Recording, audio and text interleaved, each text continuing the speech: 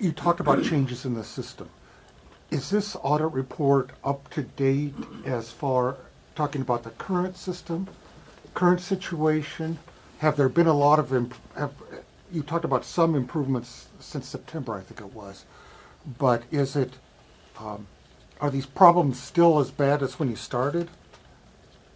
We, we continued doing the audit and getting up to speed on information as we started writing and drafting. And, at some point we have to kind of stop and say, okay, we can't keep gathering information. We got to start, concluding and writing. But they have done some work because we were, telling them the findings as we went along.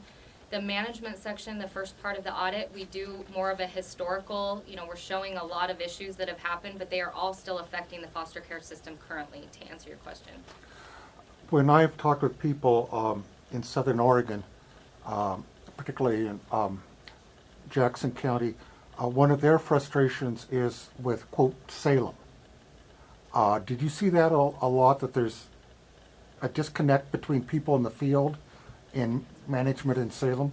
We did hear that a lot, and I think it was a result of the lot of organizational change that has occurred, particularly after the Give Us This Day scandal that happened. There was a lot of upper leadership that had left. They had dissolved the field offices unit that was the liaison between the central office and the field offices, and there were a lot of field offices and caseworkers and folks out in these communities that felt disconnected from what the central management was directing or saying and what they have to do day to day. That's why it's important that the DHS director and the child welfare director are going around the state to just hear people. We found people just wanting to be heard and understand what they're going through and talk. And it was extremely important for us as the audit team to just watch them in their work and understand the emotional toll and the stress that these caseworkers do. They are doing an incredible job, and they usually get the brunt of things when things do go wrong.